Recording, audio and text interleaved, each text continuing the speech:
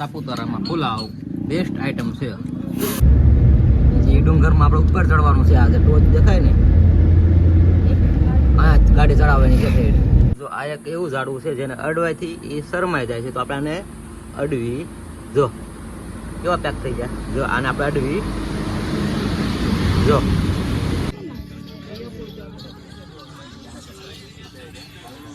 તો અત્યારે છે દિવાળી, આવતીકાલે દિવાળી છે ને ત્યારે દિવાળીમાં ટૂર ગોઠવી છે. તો હવે અત્યારે આ ટૂર છે સાપુતારાની ટૂર. તો બધા તૈયાર થઈ ગયા છે ને ગાડીમાં બેસી ગયા છે જો સ્ટાફ આખો, અને હવે એન્જોય કરીએ સાપુતારા. તો ચાલો બન્યા રહો વિડીયોમાં છે લે અને આપણે સાપુતારા જોઈએ. સાપુતારા જવા માટે રસ્તાની વાત કરીએ તો રસ્તા બહુ જ સારા છે.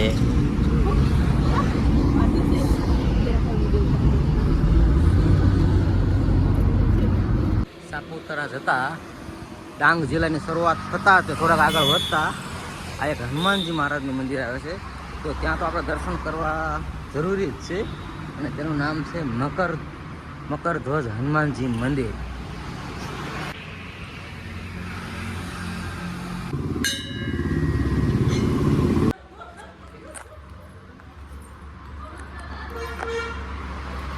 બેસવા ને પેલા લોકો બેસવાની સુવિધા છે ને પેલા લોકો બેસવાનું મંદિર.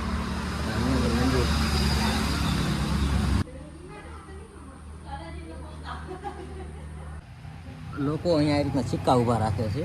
જો સિક્કો ઊભો રહી જાય તો તમને જે સમયમાં જે કામ ધાર્યું હોય એ થઈ જાય, એ માન્યતા છે. અને લોકો સિક્કા ઊભા રાખે છે. ભોળાનાથનું પણ મંદિર છે, દેવેલું છે.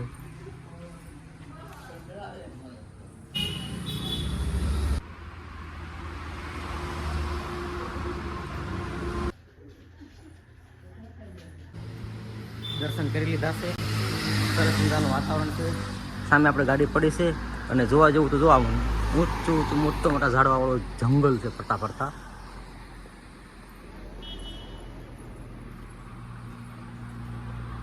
જો આ એક એવું ઝાડવું છે જેને અડવાથી એ શરમાઈ જાય છે, તો આપણે આને અડવી જો કેવા પેક થઈ ગયા. જો આને આપણે અડવી જો આને આપણે અડશું,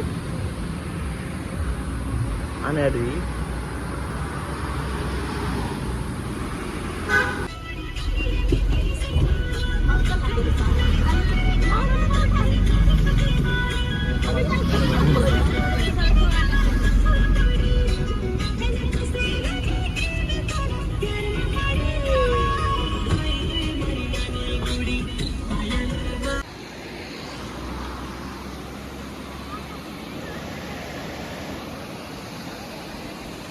ચાલો ચાલો ઉતરો હાલો બધાય.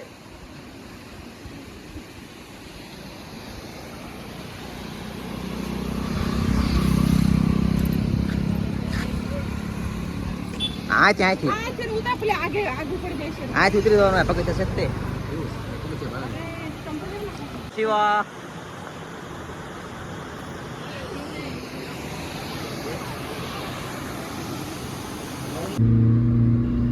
પહાડી વિસ્તાર, અને જો આપણે ગાડી ચડતી નથી ઢાળમાં, બહુ જ ઢાળ છે. તે પહેલાં આપણે આવ્યા હતા ત્યારે આપણે ગાડી કમ્પ્લીટ છેલ્લી ટોચ સુધી આપણે ગાડી ચડી ગઈ હતી. પણ આ સમયે ગાડીમાં થોડી પ્રોબ્લેમ છે, ક્લચ પ્લેટની પ્રોબ્લેમ આવી ગઈ છે. એટલે સાપુતારાનો ડુંગર ચડવામાં બહુ જ હાર્ડ પડે છે, અને લાસ્ટ ડુંગર તો આપણેથી ચડતો પણ નથી. તો ગાડી સારી હોય તો જ અહીં લઈને આવવું, નહીં તો છૂટક વાહનમાં જવું.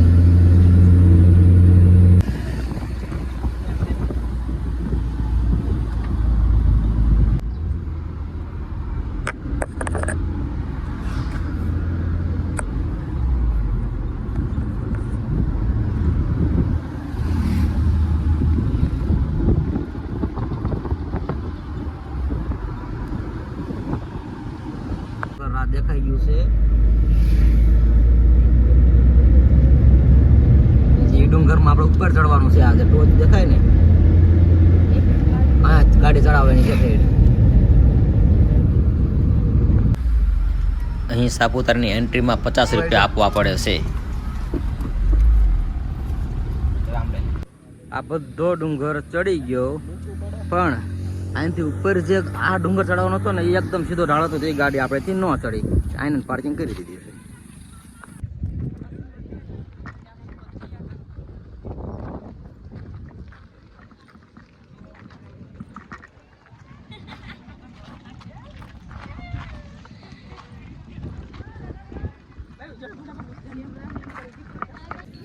સાપુતારામાં પુલાવ બેસ્ટ આઈટમ છે.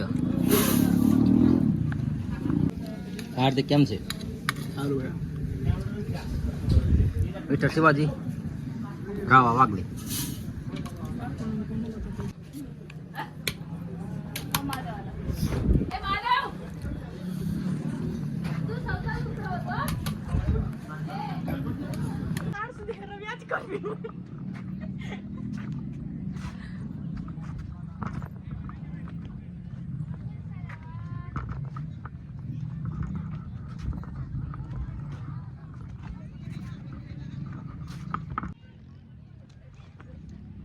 ખુશીને શું થયું? ખુશ થઈ ગઈ. ખુશ થઈ ગઈ.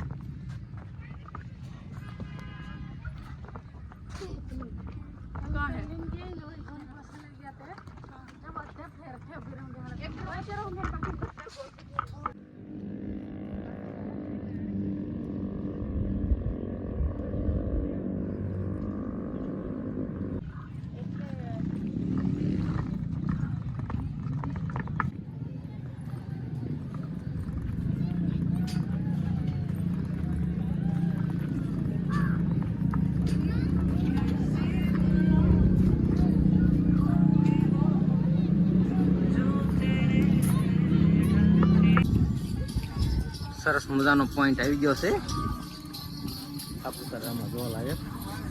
અહીંથી પૂરું સાપુતારાનો તમામ નજારો દેખાય છે. તો ચાલો આપણે જોઈએ.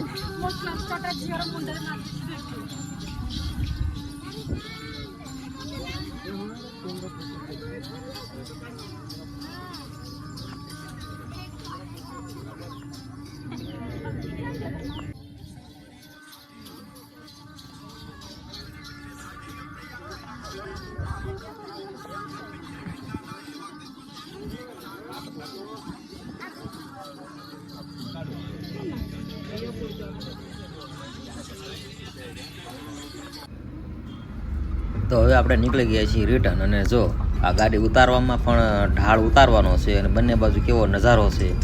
અને આ ઉતારવામાં પણ આપણે ખૂબ જ કેવરાવે છે. તો ગેરમાં ગાડી રાખવી અને ઉતારવામાં બહુ જ કાળજી રાખવાની છે. ચડવામાં જેટલી તકલીફ છે એટલી ઉતારવામાં પણ ધ્યાન રાખવી જ પડે છે. તો બહુ જ શાંતિપૂર્વક અને કાળજી રાખીને ઉતારવી પડે છે. જો આ ઉતારવાનો ઢાળ અને સાઈડમાં આપણે જોઈએ બધું, આ બધો ઢાળ આપણે ગાડીથી ચડી ગઈ છે. લાસ્ટ ઢાળ હતો છે છેલ્લો ઢાળ, એ ઢાળ આપણેથી નહોતી ચડી. એ પણ ક્લચ પ્લેટોનો પ્રોબ્લેમ હતો એટલે થોડી ગાડી ચડી નહોતી. અને હવે આપણે અહીંથી જઈશું લેક તળાવ છે ત્યાં પણ ગાર્ડન છે, સારો જોવાલાયક નજારો છે. તો ટૂંક સમયમાં આપણે ત્યાં આગળ પહોંચી જઈશું. તો ચાલો બન્યા રહો વિડીયોમાં આગળ, અને આ વિડીયોને લાઈક કરી દેજો જરૂર. Lake view garden. તો ચાલો બધા લેક વ્યૂ ગાર્ડનમાં જઈએ. આમાં લાઈટો થાય છે ને કારાતે.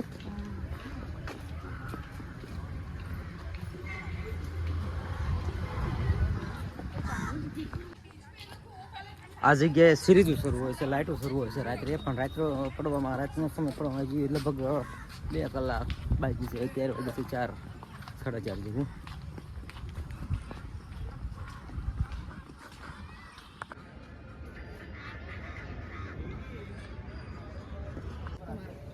આખું આવી જાય તો હું આગી વળી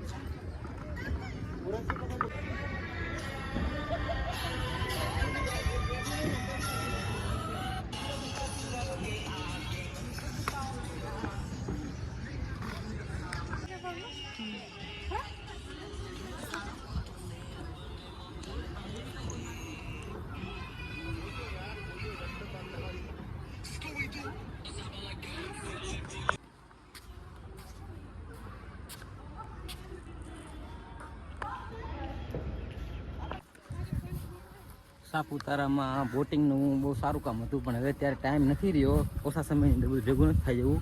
તો હવે આપણે નેક્સ્ટ ટાઈમ બોટિંગ કરવા માટે જરૂર આવશું.